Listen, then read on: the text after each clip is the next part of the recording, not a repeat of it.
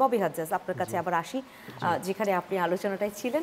সেক্ষেত্রে আপনি তো স্টুডেন্টের কাছ থেকে গণতন্ত্র কি বা নির্বাচন গণতন্ত্রের জন্য কতটা দরকার এই ধরনের প্রশ্ন শোনেন, সংস্কারের প্রশ্ন কতটা শোনেন?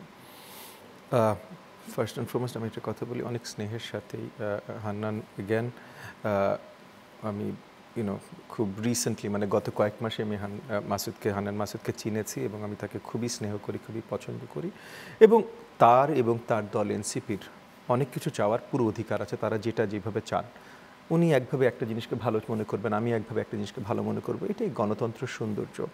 তবে আমি খুব খুশি হয়েছি উনি যে কথাটা বলেছেন যে নির্বাচনটা আসলেই জরুরি, নির্বাচনটা আসলেই শীঘ্রই প্রয়োজন। উনি বলেছেন সাথে অনেকগুলো জিনিস প্রয়োজন এবং ওনার সাথে এবং ওনার দলের এই জায়গাটার সাথে আমার মনে হয় না পুরো বাংলাদেশের কেউ দ্বিমত পোষণ করেন। অনেকে এইভাবে বলতে চেষ্টা করেন যে কিছু মানুষ আছে যারা অন্য কিছু চায় না, শুধু নির্বাচন চায়। এটা কারোর জন্যই সত্যি না, কারোর জন্য। যে কোনো দলের নাম বলেন, আমার দলের নাম বলেন, ওনার দলের নাম বলেন, অ্যাটলিস্ট যতগুলো দলের সাথে আমরা মানে সর্ট অফ যুগপৎ আন্দোলনে বা ফ্যাসিবাদ বিরোধী আন্দোলনে একসময় ছিলাম এবং আজকে বাংলাদেশের রাজনীতিতে মাঠে কাজ করছি, এইগুলোর মধ্যে কোনো দল নেই যারা সবগুলো জিনিসই সংস্কার সব কিছুই চায় না, সব কিছুই চায়। সাথে নির্বাচনটার গুরুত্বটা তারা অনেক বেশি স্ট্রেস করে। একই সাথে কিছু ভুল তথ্য দেয়া হয়। আজকে কিছু দূর হান্নান বলেছেন, আমি ওনাকে একেবারেই দোষারোপ করছি এটা বলার জন্য, কারণ কিছু মাননীয় আপনার উপদেষ্টা মণ্ডলীর সদস্যরাও এই ধরনের কথা বলেছেন যে বাংলাদেশের 54 বছরের রাজনীতিবিদরা কিচ্ছু করেন, এই দেশের কিচ্ছু করেন, এর জন্য এখন আপনারা চুপ থাকেন, এখন আমরা করব। ভাই, বাংলাদেশ না এককালে বটমলেস বাস্কেট হিসেবে পরিচিত ছিল। হেনরি কিসিঞ্জার বেশ ইনফেমাসলি এই কথাটা বলেছিলেন। কিছুদিন আগ পর্যন্ত মানে হাসিনার $100 of billion লুটতরাজের পরও, মানে হাসিনা সরকার $100 of billions লুটতরাজ করেছে 15 বছরে, বিশাল অঙ্কের টাকা, মানে আনইম্যাজিনেবল এটা কত টাকা লুটতরাজ করেছে। এরপরও বাংলাদেশের ওভারঅল সমাজ ব্যবস্থা সব কিছু আমাদের অনেক উন্নয়ন হয়েছে। সো বাংলাদেশের উন্নয়ন হয় নাই 54 বছর।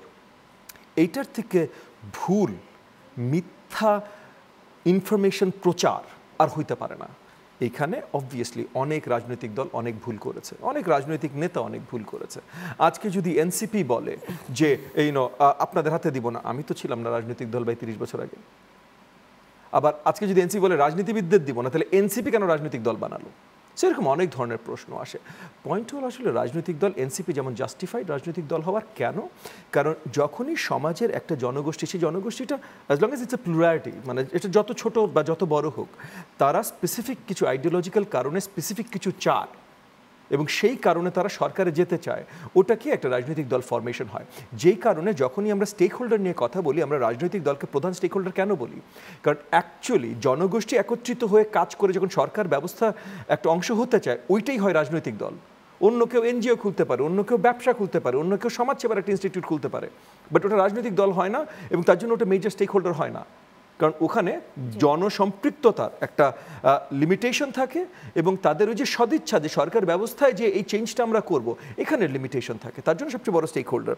সো বাংলাদেশের রাজনীতিতে অনেক কিছু হয়েছে, অনেক কিছু হবে, রিফর্মের দরকার আছে।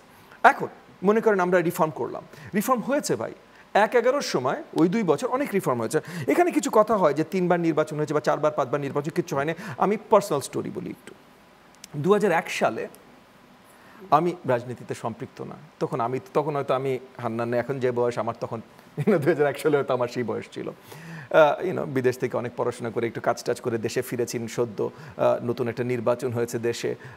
যেহেতু পারিবারিকভাবে আওয়ামী লীগ বলেন, বিএনপি বলেন, অনেক বড় বড় নেতার সাথে খুব কাছের থেকে পরিচিত।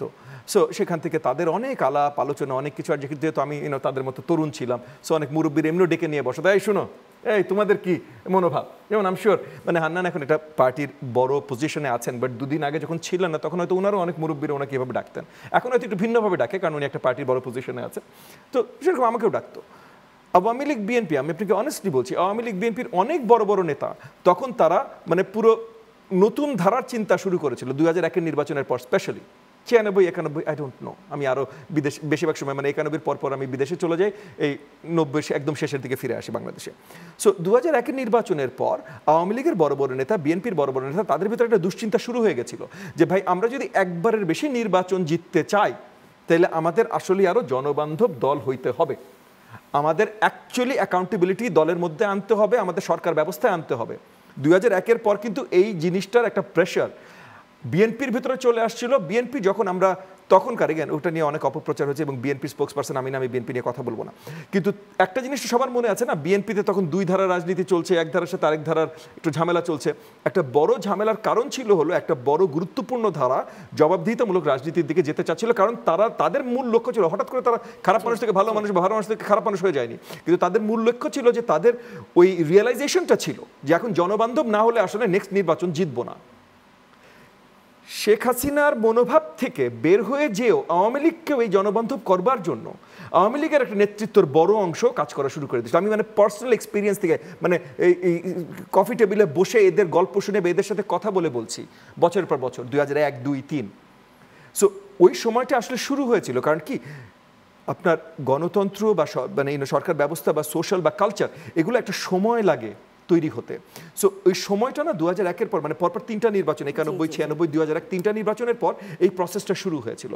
অত্যন্ত দুঃখজনক যে 1/11 হলো, তারপর এই প্রসেসটা বিঘ্ন ঘটলো এবং বিঘ্ন ঘটার পর এই যে আমরা বলি যে এই ফ্যাসিস্ট ব্যবস্থা হয়েছে, এইটা হয়েছে সেটা হচ্ছে, এগুলো হয়েছে কারণ হাসিনা নির্বাচন দেয় নাই 3বার এবং আমরা নির্বাচন নিতে পারি নাই 3বার। নির্বাচনটা দরকার। আমি আপনার অন্য কিছু করার আগে যদি আপনি গণতন্ত্র ছেড়ে করতে যান তাহলে আপনি করতে পারবেন। নির্বাচনটাকে সেখানে আপনি মুখ্য মনে করছেন।